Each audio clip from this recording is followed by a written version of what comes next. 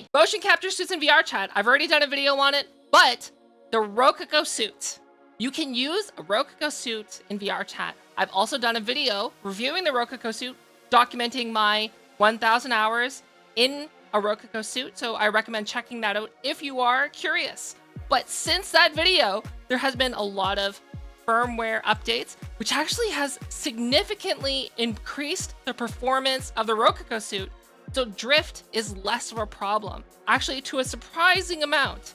The drifting is still there, but just by a little bit. And you'll see that demonstrated later in the video. But the number one problem is still there. The cables. No matter how many updates or firmware or software trickery they do, it still doesn't fix the problem with the cables. And we'll talk about that more later. If you want the TLDR, what using a Rokoko suit is like in VRChat, it's okay if you don't mind standing the entire time, not doing any intense actions or movements or motions, because you gotta remember the cables are super fragile. They don't have any way of correcting to real world rotation versus the Rokoko rotation, because in order for everything to match and track properly, they need to match. If you wanna see what the performance of an XN suit would be like after 3.5 hours. If you check out my Twitter, I actually documented each check-in at various time intervals. Spoiler, it's really good. For the Smart Suit Pro 2 to work well in VRChat, I have checked all the cables. I replaced any bad cables. I have updated the firmware to the latest version because recently they released native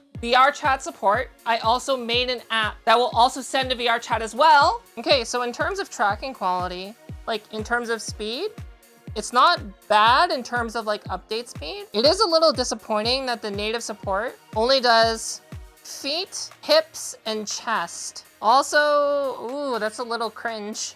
But like, look at this. I'm doing my leg. Wait, can you see it? Yeah, you can see how my leg is moving. So let's go to treadmill mode. So treadmill mode keeps me in one place. So now my position is completely controlled by my headset. You can see it, look.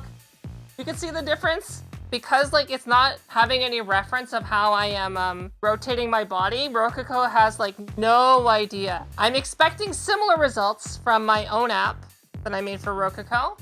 So we're gonna enable my own app now. If it looks weird, it's because I have it bound to the hip.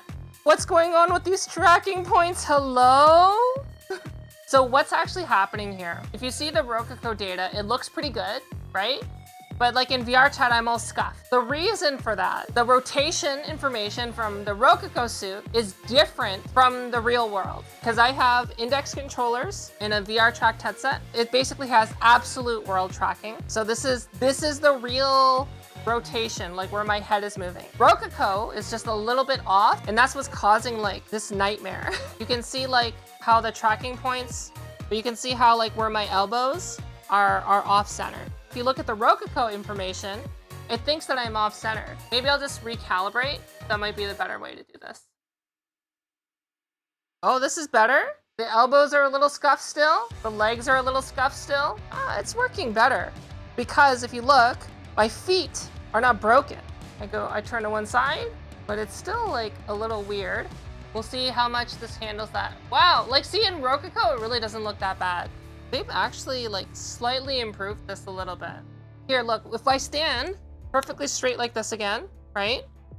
We go to calibrate. It has drifted ever so slightly. Do you see that? It has moved my elbows over here instead of being straightforward. It's actually rotating the mannequin in one direction because it's getting world drift because it doesn't have a way to correct for true north. What's happening to my legs? Me standing up seems to have made them lose tracking. Let's reboot the suit. We are connected again. You can see the problem settling in right now. The direction my controllers are facing are different from my legs. So right now my legs, so you can see right now my legs and my arms are supposed to be parallel, but over time it's become unparalleled.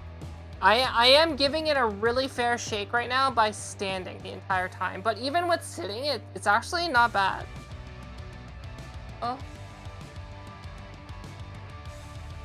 No, look at my leg. Leg is doing the drift. Look, my legs are not moving.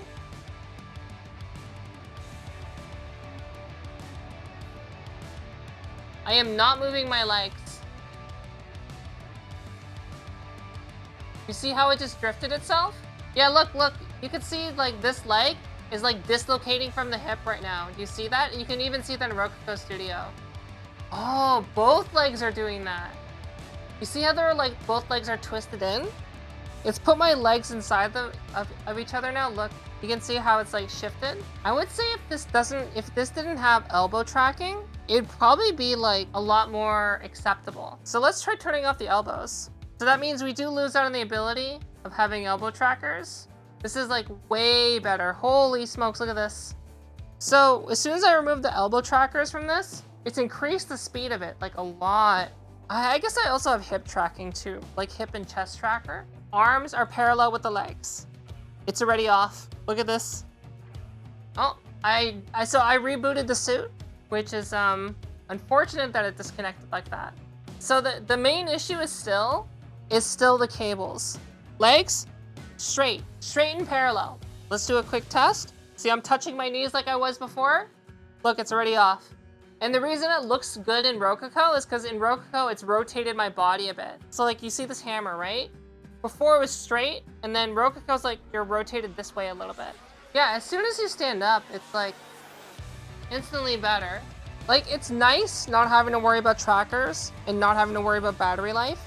Like, that's honestly the nicest part about this. The main issue with the Rokoko suit is like, I don't feel comfortable jumping and landing on like my beanbag or doing extreme actions. Twice so far in the stream, a cable somewhere disconnected, which caused the lower legs to freeze. Speak of the devil, as I say that, one of my cables disconnected again. It doesn't actually give you an indication of which one has become disconnected. We go here, right? We go to device, we click on it. It says all of them are connected, but it's clearly not the case, or what happened is that it disconnected and then reconnected, causing the entire system to go like crazy bonkers. Plug it back in again to reboot the suit. It's like, honestly, it's such a shame that like they're doing all this work. They've greatly improved the tracking and the drift mitigation, but it's still being held back by that one same problem as before. The cables and how hard it is to diagnose or find the bad cable. Parts of my body would just completely freeze up. I go and check, I'm like, oh, which one is it? I don't know. It says they're all connected and all perfectly working and online. So the only way to actually troubleshoot it is literally take the entire suit off, put it on the floor, power it up, and then basically jiggle each sensor to find the dead cable. And the thing is, like, if you're doing something like mission critical, VTubing or streaming or in VR, you don't have time for that. After a while, you become worried about breaking the cables, which are so easily broken. You kind of start limiting your motion, feel less free, and because of that, your movement becomes more stiff and restricted. That's the problem in a nutshell. Thanks for checking out the video, and I'd also like to say thank you to all my patrons and members. You'll see all my patrons' names flying on the screen. And then if you really like this video, I recommend checking out these other videos that are appearing on the screen.